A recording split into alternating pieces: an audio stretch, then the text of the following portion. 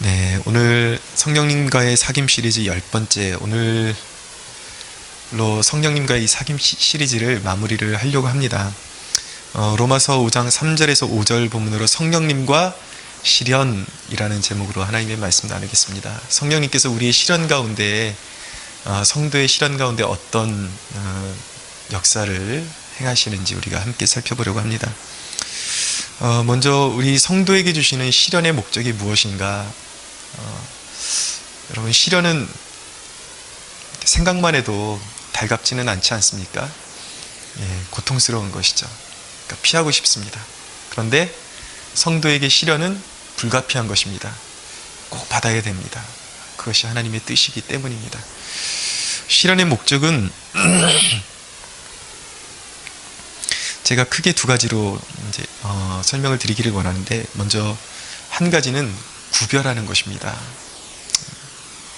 무슨 말씀인가 하면, 자, 여기 두 그루의 나무가 있습니다. 그런데 한 그루는 그 내면에 우리 눈에 보이진 않지만 그 밑쪽으로 보면은 한 그루는 뿌리가 제대로 내리지 않았습니다. 뿌리가 없어요. 근데 한 그루는 뿌리가 깊이 내리고 있습니다.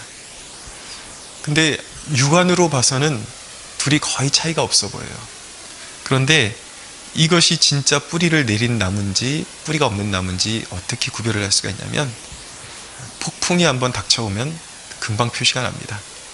폭우가 닥쳐오면 뿌리가 없는 나무는 그냥 송두리째 뽑혀버리는 것이죠. 근데 뿌리를 깊이 내린 나무는 당당하게 버티고 있는 것입니다. 물론 그렇다고 해서 피해가 없는 건 아니에요. 막 나뭇가지가 부러지고 그럴 수 있지만 중요한 것은 견딘다라는 것이죠.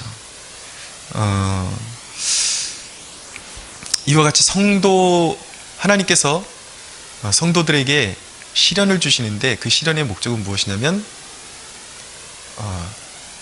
이 사람이 진짜 성도인지 아닌지를 이제 갈라내시는 거예요.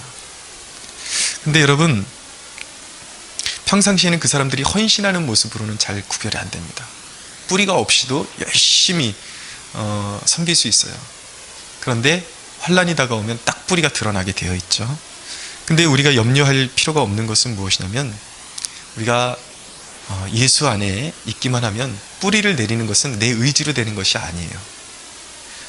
내가 그리스도 안에 거하면서 말씀을 맛있게 받아먹고, 기도할 때 뜨겁게 기도하고 믿음으로 말씀에 반응하면, 마치 어린아이가 내가 자라나야 된다 의지적으로 자라나는 게 아니잖아요.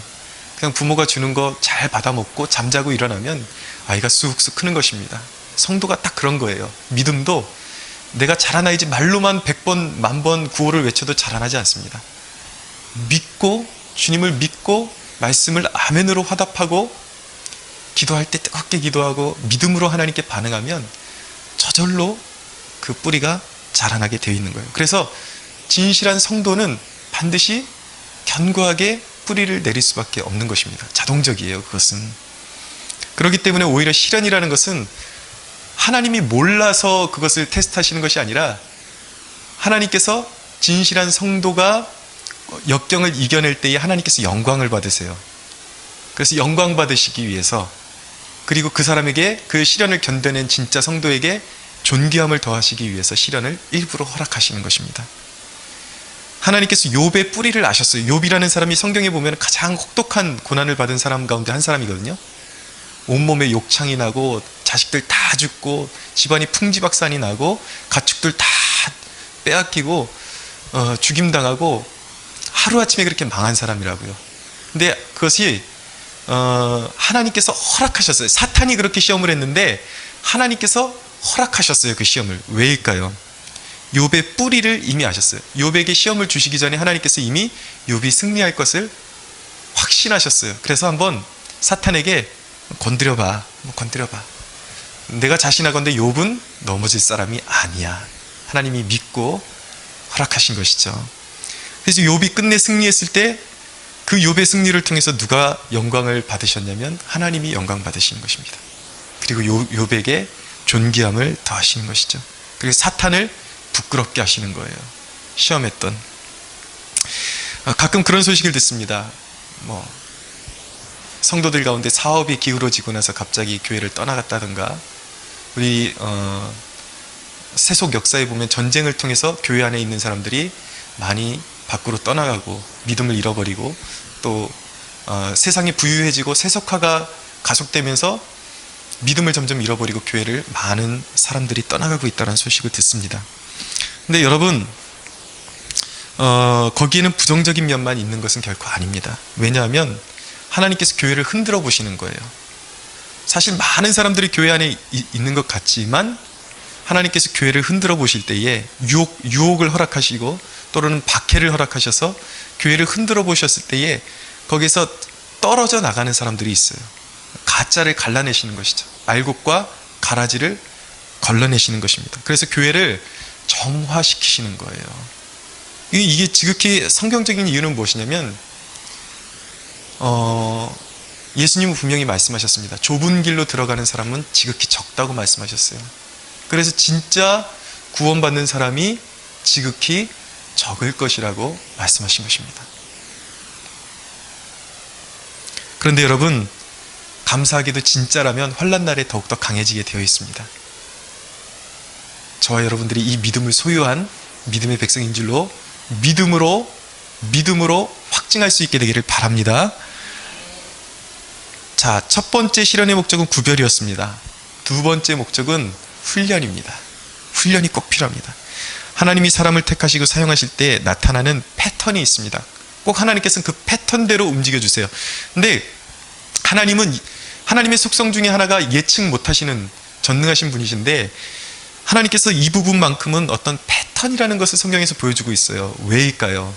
그것은 하나님이 단순하셔서가 아니라 우리에게, 저와 여러분에게 용기를 주시기 위해서 그런 패턴을 보여주시는 거예요. 어떤 패턴이요? 자, 다윗을 보면은 왕으로 기름 부음을 받고 나서 이제 왕이 될 사람이다 그러면 이스라엘 사람들은 왕이 되는 사람에게 기름을 부었거든요. 머리에다가 이렇게 관유를 부어서 이 사람이 기름 부음 받은 종이다라는 것을 이제 확증을 합니다. 다윗이 기름 부음을 받았어요. 이제 완전히 왕이 되기 전에. 그런데 그 기름 부음을 받자마자 시작된 것이 무엇이냐면 시련이 시작된 거예요. 험난한 고난이 시작된 것입니다. 하나님이 다윗이 기름 부음 받고 나자마자 만남을 주선하셨어요. 다윗과 누구를 만나게 하셨냐면 사울이라는 사람을 만나게 하십니다. 다윗이 재수가 없어서 사울을 만난 것이 아니라 하나님이 그 만남을 주선하셨어요. 왜냐하면 다윗을 훈련시키시기 위해서. 우연한 만남이 아니었습니다. 사울이 끝까지 다윗을 죽이려고 쫓아다니죠. 근데 왜 하나님께서 사울을 붙여주셨을까? 훈련시키시기 위해서 붙여주셨습니다. 다윗은 이제 하나님의 그 명을 받드는 신정국가, 그러니까 인본주의적인 국가가 아니라 신본주의적인 신정국가를 세우기 위해서 택함받은 하나님의 사람이었습니다. 그래서 하나님의 목적에 합당한 사람이 되어야만 했던 것입니다. 그래서 반드시 훈련이 필요했어요. 아마 다윗이 그런 혹독한 훈련을 받지 않았더라면 그렇게 하나님의 마음을 흡족하게 하는 이스라엘의 왕이 될 수 없었을 것입니다. 다윗이 훈련받았기 때문에 가능한 것이 몇 가지가 있는데, 자, 다윗이 훈련받았기 때문에 가능했던 게 무엇인가? 먼저 한 가지는, 첫 번째는 공의로 다스리는 왕이 될 수 있었습니다. 애통하는 자의 마음을 이해할 수 있는 긍휼이 있고, 또 하나님 앞에 아닌 것은 단호하게 아니라고 하고 처단할 수 있는 공의로, 진정한 하나님의 긍휼과 공의로 다스릴 수 있는 왕이 될 수 있었던 이유가 무엇이냐면, 본인이 죽을 고비를 넘기고 오해받고 이러면서 쫓겨다녀봤기 때문이에요. 사람들에게 배신당하고 쫓겨다녀봤기 때문에 억울한 자의 마음을 아는 거죠. 그래서 사람들을 귀히 여기는 거예요. 다윗은 참 사람을 귀히 여길 줄 아는 사람이었습니다. 어떻게 보면 이 개척이라는 것이 저에게는 혹독한 훈련입니다. 생각했던 것보다 쉽지 않아요. 근데 비로소 제가 여기 와서 배운 게 뭐냐면, 그 한 영혼이라는 단어가 가지고 있는 무게감을 비로소 깨닫기 시작했습니다. 옛날에 큰 교회에 있을 때는 물론 그때도 영혼들을 사랑했어요. 기본적으로. 그렇지만 그때 제가 외쳤던 한 영혼과 지금 여기서 제가 외치는 한 영혼은 똑같은 단어지만 무게감이 달라요. 한 영혼이 그렇게 귀한 것이구나. 내가 연단 받아보니까, 훈련 받아보니까 그것을 알게 되는 것이죠. 두 번째는 다윗이 훈련받았기 때문에 하나님의 뜻이 먹힐 수가 있었습니다. 다윗도 실수가 있었습니다. 그러나 철저히 하나님을 의지하고 순종했습니다. 훈련을 통해서 우리의 움직임을 방해하는, 하나님께 즉각적으로 순종하는 영적인 지방질이 빠지는 거예요. 뛰고 그리고 몸을 비틀고 스트레칭하고 이런 과정 속에서 필요 없는 지방질이 타버리는 것이죠. 연소되는 것이죠. 그래서 하나님께서 말씀하시면 즉각적으로 반응할 수 있는 존재가 되는 것입니다. 여러분, 정욕이 많고 이 욕심이 많으면요, 하나님께서 뭔가 이렇게 내려놓아라, 지금 빨리 움직여라, 빨리 순종해라 그러면 이 욕심이 많고 탐욕이 있는 사람은 빨리 즉각적으로 순종이 안 돼요. 왜냐하면 손에 쥐고 있으니까. 근데 연단을 통해서 내 정욕이 빠져나가는 거예요. 불순물이 제거되는 것입니다. 그래서 하나님께서 야, 그거 아니야. 너 지금까지 경험해봤지? 내가 허락할 때 너희들 물질도 내가 준 거야. 내가 거둬가면은 다 거둬가지는 거 너희들이 경험했잖아. 지금 물질이 너희들에게 주어진 것은 내가 회복시켜 준 거잖아. 내 손 안에서 다 이루어지는 건데 욕심 부리지 마. 내가 다 줄 거야. 이따가 나중에 다 줄 거니까 지금은 빨리 움직여. 하나님께서 사인이 떨어지면은 이 욕심이 없어야 빨리 내려놓고 빨리 움직일 수 있단 말이에요. 바로 훈련이 그런 목적인 것입니다. 시련이 짙어지면 남보다 자기 자신을 더 돌아보게 됩니다. 그러니까 이전에는 막 가시 같은 눈으로 사람들을 쳐다보고 늘 비판만 했던 사람이 이 연단의 풀무불 속에 한번 푹 담갔다 나오면 굉장히 부드러워집니다. 이기심도 많이 빠지고 남을 배려할 줄 아는 사람, 다른 사람을 더 돌아볼 수 있는 사람이 되는 것이죠.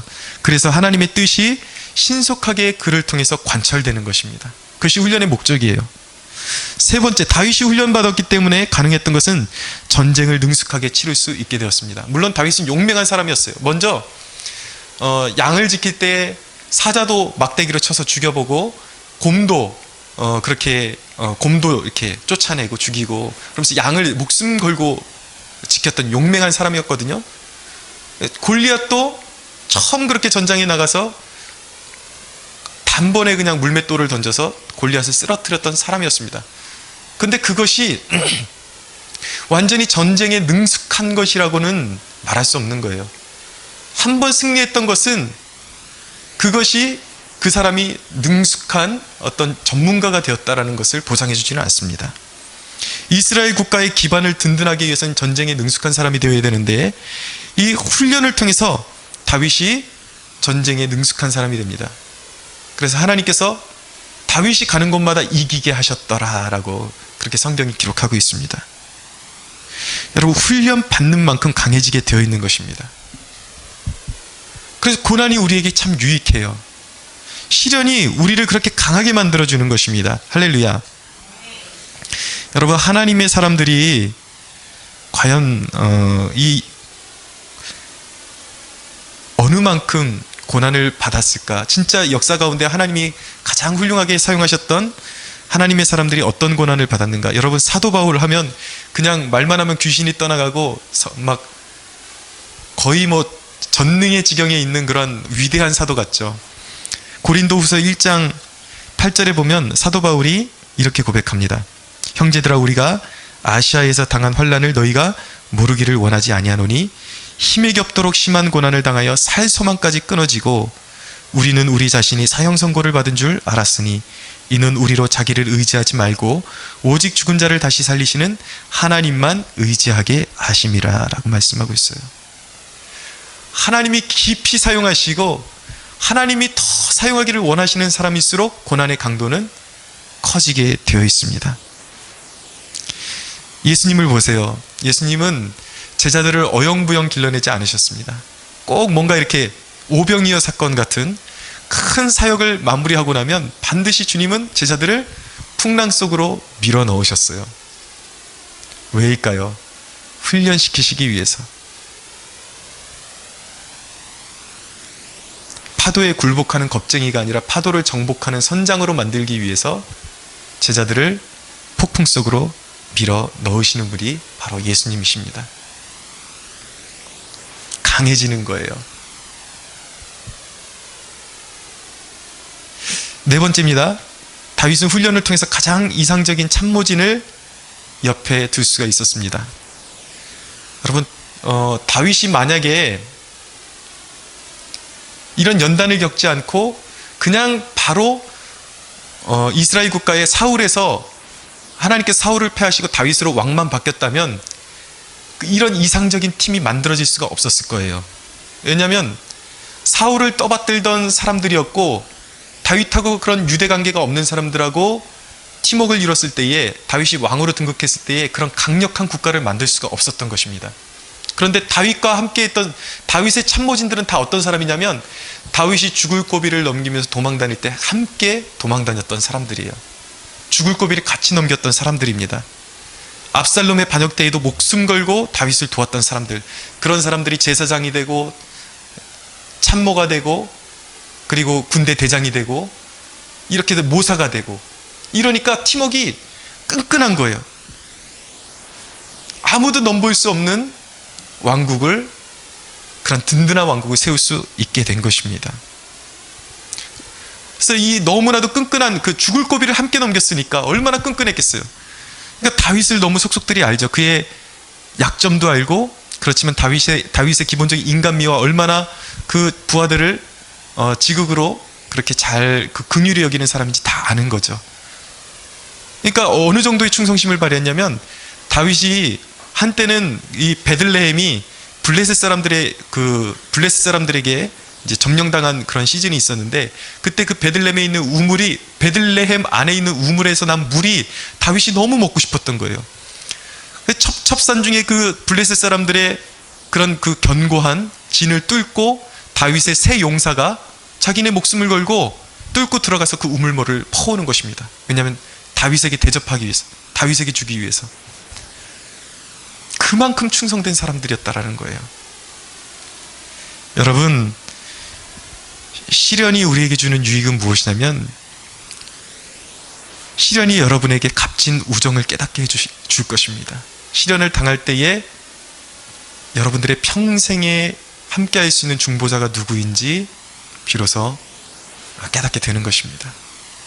저는 이 말씀 묵상하면서 우리 교회가 하나님의 축복 가운데 건강하게 자라가도 부흥이 될지라도 잊지 못할 몇 사람이 있을 것 같아요. 죽을 때까지 잊지 못할 사람들, 우리 지금 여기 앉아있는 사람들, 우리 장원숙 권사님, 우리 현수, 은희, 죽을 때까지 잊지 못할 것 같아요.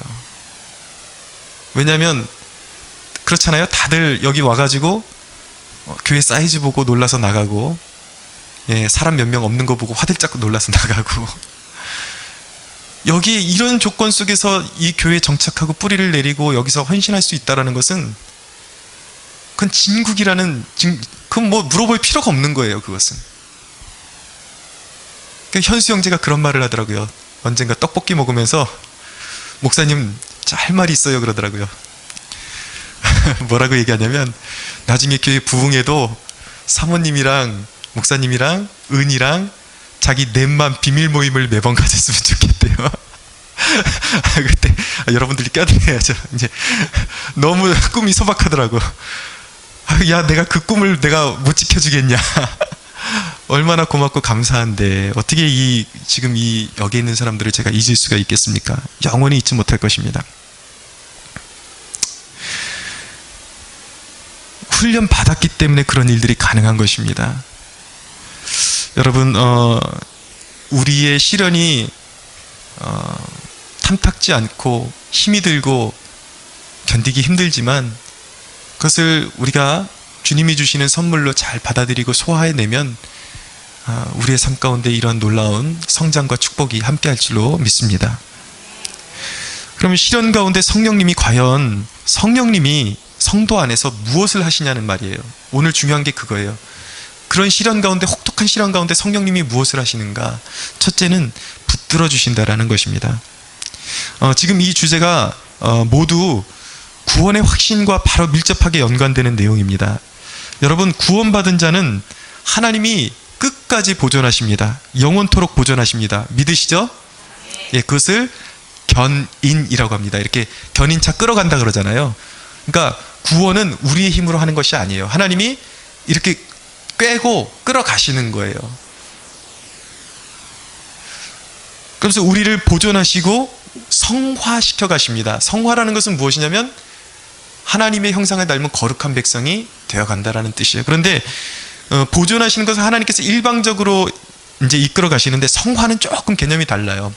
성화는 하나님의 말씀에 순종할 때 일어나는 것입니다. 그런데 하나님께서는 우리가 성화될 수 있도록 이끌어 가세요. 우리를 촉진시키세요. 연단을 통해서, 바로 연단을 통해서 하나님께서 그 연단의 과정을 통해서 계명에, 하나님의 말씀에 기꺼이 순종할 수 있는 사람으로 유도해 가시고, 그렇게 지도해 가시는 것입니다. 만들어 가시는 것입니다. 그래서 진정으로 하나님이 주시는 시련을 잘 통과한 사람은 아주 하나님의 말씀에 순종하는 사람이, 순종적인 사람이 되는 것입니다. 근데 우리가 생으로는 하나님의 말씀에 그렇게 순종을 잘 못해요. 우리가 죄성이 그만큼 크기 때문이에요. 그래서 진정으로 하나님이 원하시는 사람으로 만들어지기 위해서는 그만큼 험난한 시련이 또한 필요한 것입니다. 그래서 다윗은 이렇게 고백합니다. 고난당한 것이 내게 유익이라, 이로 말미암아 내가 주의 율례들을 배우게 되었나이다. 그러니까 시련을 통해서 내가 깎여 나가기 시작했다라는 것이죠. 내 고집이 깎이고 하나님의 말씀에 반응하는 속도가 빨라지고, 내 정욕을 내려놓고 하나님의 영광만을 구하는 믿음의 사람이 될 수 있었다라는 고백입니다.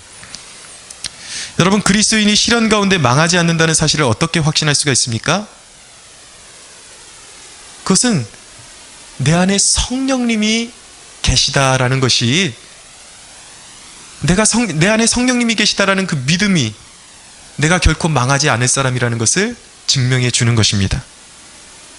성령님이 바로 그 일을 행하세요. 구원을 완성하시고 우리가 성장할 수 있도록 이루어내시는 분이 바로 성령님이십니다. 그래서 여러분, 자꾸 요즘 주제가 그거거든요. 하나님의 임재를 자꾸 확신하셔야 돼요. 민감해지셔야 돼요. 제가 말씀드렸잖아요. 적극적으로 하나님이 우리에게 그 영광을 보여주시고 임재하시는 것도, 하나님의 그 임재도 우리가 민감하게 캐치를 해야 되고, 우리의 삶 중에 내 힘으로 감당할 수 없는 일들을 감당하게 하시는 하나님의 개입, 역사, 이런 것들을 민감하게, 내 삶 가운데 이것이 내 힘으로 한 것이 아니구나, 하나님이 역사하셨구나, 이런 하나님의 임재의식이 자꾸 민감해지셔야 돼요. 여러분들이 그 임재의식을 느낄 수 있다는 것은 하나님의 성령님이 여러분들의 삶을 다스리고 계시다라는 증거거든요. 반드시 성도에게는 그것이 있어야 하는 것입니다. 그것이 있다면 그것이 바로 여러분들이 하나님의 자녀라는 증거요, 여러분들이 어떠한 시련 속에서도 멸망하지 않을 구원이 보장받은, 하나님이 영원토록 눈을 부릅뜨고 지키시는 하나님의 자녀라는 것을 증거하고 있다는 사실을 믿으시기 바랍니다. 자, 성령님은 우리를 붙들어 주세요. 사무엘상 23장에 보면은 다윗이 사울에게 쫓깁니다. 사울과 그 이제 군대에게 쫓기는데, 마온 광야라는 곳에 있었는데 아주 긴박하게 바로 붙잡히기 직전까지 왔어요. 아주 긴박하게 숨 막힐 정도로 근접해 왔습니다. 그래서 성경의 기록에 보니까 이쪽 언덕으로 갔다 저쪽 언덕으로 갔다 계속, 사울이 이쪽으로 쫓아가면 이쪽으로 도망갔다가, 이쪽으로 쫓아가면 이쪽으로 도망갔다가, 사방이 거기밖에 갈 데가 없는 거예요. 막힌 곳이에요. 숨 막히는 추격전이 돼서 이제 바로 사울에게 붙잡히게 되었습니다. 붙잡히면 바로 죽음이에요. 바로 코앞에서 이제 사울이 다윗을 잡을 수 있는 코앞의 목전 앞에서 갑자기 사울의 전령이 와서, 지금 사울이 관할하고 있는 땅에 블레셋 군대가 침략해 들어왔으니까 빨리 가서 지켜야 된다라는 그런 소식이 오는 거예요. 바로 잡히기 전에 하나님께서 이 전령들을 보내서 블레셋을 이용하셔서 다윗을 보호하시는 거예요. 그래서 다 끝난 줄 알았는데 사울이 기술을 돌려서 이제 블레셋 사람들과 싸우러 가야 하는 그런 상황을 하나님께서 만들어 주시는 것이죠. 성령님께서 우리의 삶 가운데 이런 역사를 일으키시는 거예요. 하나님의 자녀들을 보존하시는 것입니다. 붙들어 주시는 거예요. 사망의 먹구름이 몰려오는데 다 죽은 것 같았는데 다 죽었다 그랬는데 갑자기 길이 열리는 것입니다. 성령님이 붙들어 주시는 거예요.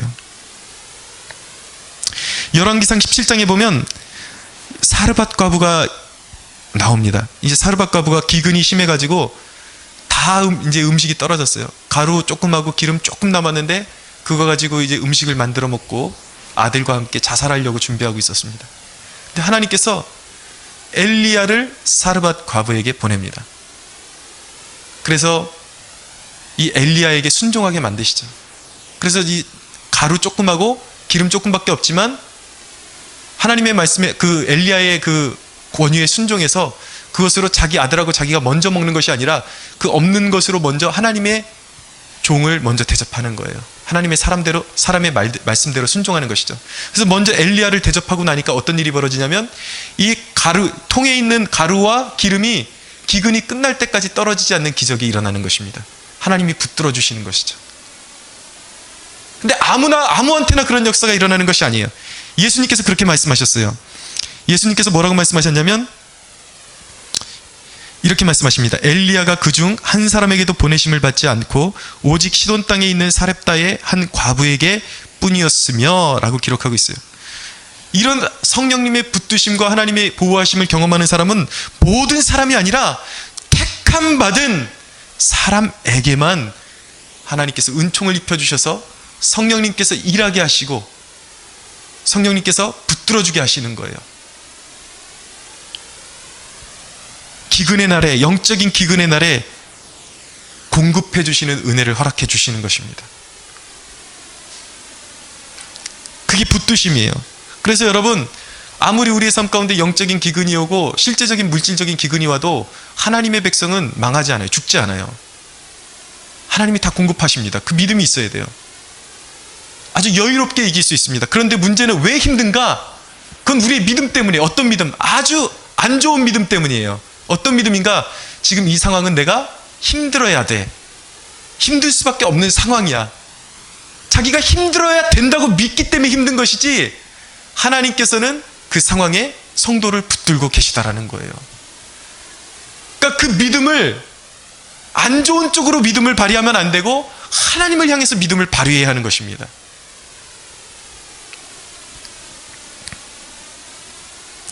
여러분, 심지어 이 붙드심의 은혜는 성도의 죽음 가운데서도 나타납니다. 어떤 경우에는 하나님께서 성도가 죽음을 피해갈 수 없도록 몰아가실 때도 있어요. 순교의 자리로 몰아가실 때도 있습니다. 그때에도 하나님께서는 성도를 붙드십니다. 성령님은 붙들어 주세요. 어떻게 붙드시는가? 로마 박해 때에 이제 주후 한 200년경에 페리키타스라는 여인이 있었습니다. 이 여인이 이제 임신 중이었는데 출산만 간신히 시켜준 거예요. 그리고 바로 이제 순교의 장으로 나가게 됐는데, 당시 이제 경기장에다가 사람을 몰아넣고 짐승의 밥으로 내주고 사자나 호랑이의 밥으로 내주거나 아니면 황소에게 바쳐주게끔 그렇게 그렇게 사형시키는 것이었습니다. 그런데 이 여인이 이 순교를 앞두고 고백한 내용이 뭐냐면 바로 이렇게 고백했어요. 나의 고통은 나 자신의 것에 불과합니다. 그러나 내가 그곳에서 야수들을 대면하게 될 때에 내가 그분을 위하여 고난을 당하기 때문에 내 안에 거하셔서 나를 위해 고통을 담당하실 분이 계십니다. 주님이 내 안에서 내 고통을 담당해 주신다라는 거예요. 근데 이것이 그냥 믿음이 아니라 실제였다라는 것입니다. 그래서 이 여인이 황소에 이제 치여서 이제 사형을 당하게 됐는데, 황소에 치여서 이제 날아갔죠. 피를 토하고 그러고 쓰러졌는데 전혀 아픈 고통의 내색도 없이 자리에서 일어나서 머리를 단장했다라는 거예요. 왜냐하면 그리스도의 영광 중에 들어가야 될 사람이 머리가 흐트러져서는 안 된다 그러면서 일어나서 머리를 단장하고 즐거움으로, 기쁨으로 그 순교에 임했다라는 것입니다. 근데 여러분, 교회 역사에 보면은 그 로마 시대 때 사자밥이 되고 이랬던 사람들의 얼굴 표정을 보고 로마의 황제들이 굉장히 기분 나빠했다라는 기록이 있습니다. 왜일까요? 이상하게 사자밥이 된 사람들이 얼굴이 너무나도 평화롭고 입가에 미소가 있고, 이건 도대체 고통을 당하면서 죽은 사람들의 얼굴이 아니라는 거예요.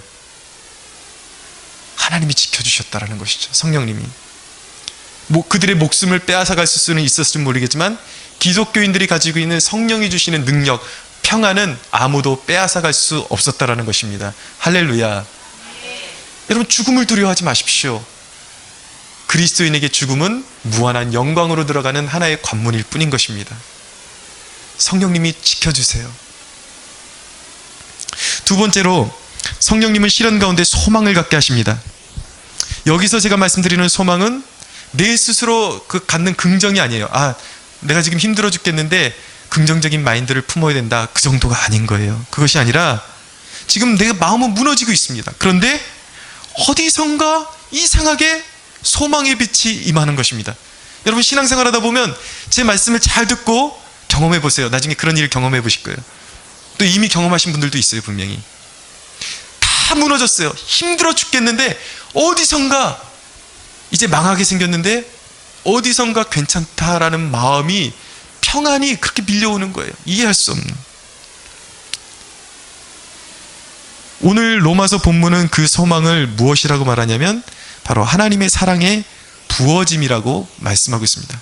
왜 소망이, 그리스도인이 절망 중에 어떻게 그 소망이 어디서 몰려오는 것인가? 그것이 바로 하나님이 사랑한다라는 사인이라는 거예요. 하나님이 그 사랑을 부어주셨기 때문에, 그 부어짐 때문에 소망을 갖게 된다라는 것입니다. 그래서 로마서는 소망이 우리를 부끄럽지 않게 한다, 부끄럽게 하지 아니한다라고 말씀하고 있어요. 그 소망이, 하나님께서 주시는 소망이, 이 소망이 왜 확실한가? 그것이 내 마음의 긍정이 아니라 하나님께로부터 부어진 소망이기 때문에 확실한 것입니다. 할렐루야. 여러분, 하나님 앞에 마음을 쏟아놓을 때 받는 위로가 있습니다. 은혜 받을 때 보면 그런 걸 경험하게 돼요. 펑펑 서러워서 웁니다. 우는데 그 펑펑 우는 울음 속에 어디선가 밀려오는 평안이 있어요. 평안이 밀려옵니다. 자유함이 밀려옵니다. 소망이 밀려옵니다. 이 부어짐, 이 확신, 이 부어짐과 확신이 바로 저와 여러분들의 것임을 믿으시기 바랍니다. 이 아주 실제적인 얘기예요. 그냥 뭉뚱거려서 그런 게 있나 보다가 아니라, 제가 경험했던 이 소망의 경험 중에 한 가지는 무엇이냐면, 제가 자주 이렇게 간증하는 거예요. 제가 신대원을 준비할 때에 신대원 준비와 함께 이제 국가검정고시를, 대학 학사고시를 같이 준비했어요. 두 가지를 같이 준비했는데, 이 학사고시를 붙어야 이제 대학원을, 석사과정을 이제 지원을 할 수가 있는데, 학사과정이 이미 제가 갔는데 이루 말할 수 없는 잠이 막 오는 거예요. 제가 통제가 안 되는. 그래서 6과목을 보는데 5과목을 계속 이러다 나왔어요.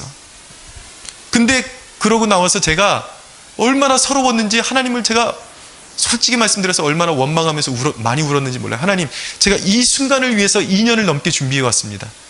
어떻게 이럴 수가 있습니까? 정말 열심히 공부했거든요. 근데 문제가 너무 어렵게 나왔어요. 하나도 모르겠더라고. 하나도 모르겠는데 제가 감당할 수 없는 잠이 막 오는 거예요. 그래서 다 찍고 나왔어요. 지금 종이 막 울리기 직전이라서 한 과목만 빼놓고, 6과목 중에 한 과목만 빼놓고 다 찍고 나왔어요. 그래서 저는 100% 확신했죠. 100% 떨어졌다. 100% 떨어졌다. 나는 주의 종으로 부름받은 것이 아닌가 보다. 그러고 엄청 통곡을 하면서 제가 울었습니다. 그래서 이제 대학원 준비를 포기하려고 그러다가 혹시 몰라서 도서관에 앉아서 성경을 보고 있는데, 고린도후서 13장에 있는 말씀을 읽는데, 제가 한번 찾아서 읽어드리겠습니다. 고린도후서 13장 4절이었습니다. 이 말씀이었어요. 잘 들어보세요. 그리스도께서 약하심으로 십자가에 못 박히셨으나 하나님의 능력으로 살아계시니 우리도 그 안에서 약하나 너희에게 대하여 하나님의 능력으로 그와 함께 살리라 라고 말씀하신 이 대목을 읽는데, 하나님의 임재가 너무나도 강하게 느껴지면서 눈물이 펑 나오는 거예요. 그러면서 어딘가 밀려오는 평안, 그 평안 정말 신비해요. 그래서 저는 그렇게 믿었죠. 하나님이 나를 떨어뜨리셔 놓고서 내 마음을 위로해 주시나 보다. 그렇게 믿었죠. 그런데 여러분, 그 평안을 경험하고 그 부어짐을 경험하고 나서 시험 점수가 오픈됐는데 제가 잘 봤다고 생각했던 한 과목만 평균 미달이고 나머지 5과목이 다 제일 못 본 게 70점, 평균 80점, 90점이었습니다. 기적이 일어났습니다. 저는 그런 경험을 해주시게 된 이유가 네가 한 게 아니다라는 것을 하나님께서 보여주시기 위해서 저에게 너를 목사로 부르는 것은 너의 잘남 때문이 아니라 전적인 나의 능력이다라는 것을 보여주시기 위해서 하나님께서 그렇게 하셨다고 믿습니다. 또 이 얘기만 또 어디서 주워 듣고 또 공부 전혀 안 하고 시험장에 가는 사람들은 망할 줄로 믿습니다. 정말 열심히 했어요. 그렇다라는 거예요. 성도가 무언가를 정말 혼신해서 열심을 다했는데 망하게 됐단 말이에요. 그런데 하나님께서 이상하게 평강을 부어주세요. 소망을 주세요. 그 소망은 무엇이냐면 하나님께서 내가 일하고 있다라는 사인이에요. 성령님께서 그렇게 붙드시는 것입니다. 소망을 갖게 하시는 거예요. 여러분, 이 성령의 위로가 능력인 까닭은 무엇이냐면 로마서 8장 11절에 이렇게 말씀합니다. 예수를 죽은 자 가운데서 살리신 이의 영이 너희 안에 거하시면 그리스도 예수를 죽은 자 가운데서 살리신 이가 너희 안에 거하시는 그의 영으로 말미암아 너희 죽을 몸도 살리시리라. 할렐루야. 성령님이 그리스도를, 예수님을 무덤에서 일으키셨다라는 거예요. 그 영이, 우리가 예수님을 믿잖아요. 그 영이 우리 안에 와 계시다라는 것입니다. 부활의 영이에요. 여러분, 우리가 죽어도 살 것을 믿으시죠? 우린 부활할 사람들이에요. 믿으셔야 돼요. 여러분, 우리가 화장터에서 다 먼지가 돼서 사라지고 이랬던 먼지밖에 남지 않았던 우리를, 흔적도 남지 않았던 우리를 부활시키시는 영이 성령님이신데 그분에게 능치 못함이 있으시겠습니까? 그분에게는 불가능이라는 것이 없습니다. 그렇기 때문에 그분이 우리의 절망 가운데, 시련 가운데, 그러니까 기도해야 되는 거예요. 기도할 때 그분이 우리에게 소망을 불어넣어 주시는 거예요. 그분이 주시는 소망이 있으면 우리는 살아나는 것입니다. 믿으시죠? 그래서 성령님이 주시는 위로가 중요한 것입니다. 성령님은 절망 가운데 이 소망의 빛을 던져주시면서 기도의 자리로 우리를 이끌어내십니다. 그래서 절망 가운데 우리가 성령님이 어떻게 하시냐면 절망 중에 우리에게 소망을 주시면서 기도하고 싶은 마음을 일으키세요. 기도의 자리로 나아가게 하십니다. 그래서 성령님께서 우리에게 소망을 주실 때 거기가 끝이 아니에요. 그때부터 그 소망을 품고 기도를 시작해야 하는 것입니다. 전념하셔야 돼요, 기도에.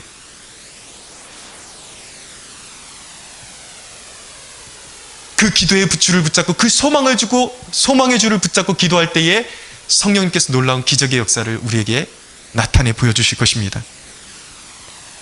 자, 세 번째로 성령님은 시련 가운데 열매 맺게 하세요. 여러분, 기독교인에게 가장 큰 위로가 무엇입니까? 로마서 8장 30절은 말씀합니다. 28절, 로마서 8장 28절, 우리가 알거니와 하나님을 사랑하는 자 곧 그의 뜻대로 부르심을 입은 자들에게는 모든 것이 합력하여 선을 이루느니라 라고 말씀합니다. 여러분, 하나님의 꿈이 잉태되면 고난으로 들어갑니다. 요셉이 그랬어요. 요셉에게 꿈을 주셨는데 바로 형들에게 팔려가면서 애굽의 노예로 팔려가게 됩니다. 다윗에게 기름 부음과 동시에 다윗이 고난 속으로 들어가게 되었습니다. 근데 여러분, 이 인간의 눈으로 보기에는 안 좋은 일이거든요. 고통 속으로 들어가는 거예요. 모든 것이 다 잘못되어 가는 것 같습니다. 그런데 여러분, 이것이 무엇이냐면 하나님께서 우리의 모든 상황을 재배열하시는 거예요. 인간의 것들을 다 깨뜨리시고 하나님께서 진정한 축복의 도구로 사용하시기 위해서 모든 것을 재배열하시는 과정이에요. 인간의 눈으로는 다 모든 게 엉클어지고 잘못되어 가는 것 같은데 하나님의 손에서 그것이 가장 이상적인 형태로 다시 재배열되고 있는 순간인 것입니다. 그래서 우리가 시련이 깊어질수록 하나님께서 우리에게 승리를 주실 날이 더 가까이 왔다는 것을 확신하셔야 돼요. 히브리서 12장 11절에 말씀합니다. 무릇 징계가 당시에는 즐거워 보이지 않고 슬퍼 보이나 후에 그로 말미암아 연단을 받는 자들은 의와 평강의 열매를 맺느니라 라고 말씀하고 있어요. 야고보서 5장 11절을 말씀합니다. 보라, 인내하는 자를 우리가 복되다 하나니 너희가 욥의 인내를 들었고 주께서 주신 결말을 보았거니와 주는 가장 자비로우시고 긍휼히 여기시는 이시니라 라고 말씀하고 있어요.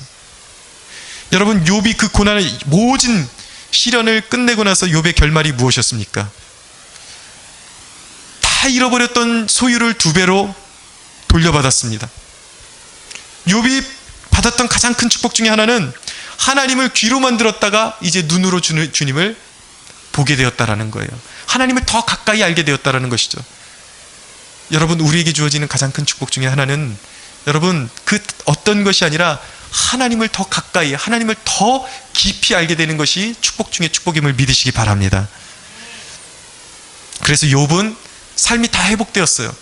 그리고 남은 날을 하나님과 주와 함께 행복하게 동행하는 삶을 살게 되었습니다. 요셉의 종말은 어떻게 되었습니까? 요셉의 종말은 애굽의 총리가 되었습니다.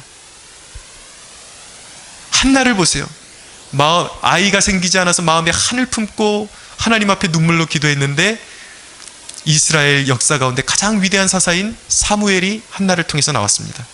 그래서 성경은 뭐라고 말씀하냐면 이전에 아이 있던 여인보다 아이가 없어서 한숨 짓고 부르짖던 여인의 자손들이 더 많이 번창했다고 그렇게 말씀하고 있어요. 이것이 바로 하나님께서 영적인 자손들에게 성령께서 이루시는 놀라운 일임을 우리가 믿어야 하는 것입니다. 여러분, 하나님은 성령으로 주신 우리 안에 주신 그 소망으로 말미암아 우리로 하여금 열매 맺게 하시고 궁극적으로 우리의 슬픔을 벗기시고 슬픔 대신에 기쁨의 옷을 입히시고 제 대신 화관을 우리에게 씌워주시는 분이심을 믿으시기 바랍니다. 그래서 로마서 5장 3절은 뭐라고 말씀하냐면 그리스도인을 이렇게 정의합니다. 그리스도인은 환난 중에서 즐거워하는 자들이다. 잘 안 되죠, 여러분? 환난은 슬프잖아요. 그러나 오늘 저와 여러분이 함께 다짐했으면 좋겠습니다. 우리에게 주시는 성령의 소망으로 말미암아 환난 중에 즐거워할 수 있는 저와 여러분들이 되기를 소망합니다. 여러분, 그렇기 때문에 시련은 우리를 망하게 하는 것이 아닙니다. 시련은 하나님의 뜻대로 우리를 빚어내는 도구인 것입니다. 믿으시죠? 여러분, 말씀을 맺겠습니다. 우리가 이제 10번에 걸쳐서 성령님의 사역에 대해서 배웠습니다. 찰스 스탠리라는 기독교 역사의 위대한 선교사는 성령님에 대해서 성령님은 하나님의 모든 것이다 라고 그렇게 말했습니다. 하나님 아버지의 모든 계획, 예수님의 뜻에 대해서 우리에게 가르쳐 주시고 인도해 주시고 그 소망대로 이루어내시는 분이 바로 성령님이십니다. 여러분, 이제 어떻게 살아야겠습니까? 우리가 이 땅에서 승리하는 삶을 살기 위해서 성령님을 가까이 모셔야 되겠죠. 성령님과 친밀하게 기도하시고 그분과 교제를 가지시면서 인도하심을 받으셔야 돼요. 여러분, 그렇게 하실 수 있겠습니까? 네. 하루하루 성령님과 동행하십시오. 여러분, 성령님을 사모하시고 그분이 깨닫게 하실 때에, 죄를 깨닫게 하실 때에 미루지 마세요. 즉각 회개하십시오. 그리고 성령님께서 여러분들에게 은혜를 주실 때에 그것을 고집부리면서 소멸하지 마십시오. 바로 순종하세요. 사랑하는 여러분, 성령님과 동행하면 아름다운 열매를 맺고 반드시 승리하며 우리가 천국을 밟을 때에 큰 상급도 하나님께서 예비해 주실 줄로 믿습니다. 우리 하나님께 크게 영광의 박수 올려드리겠습니다.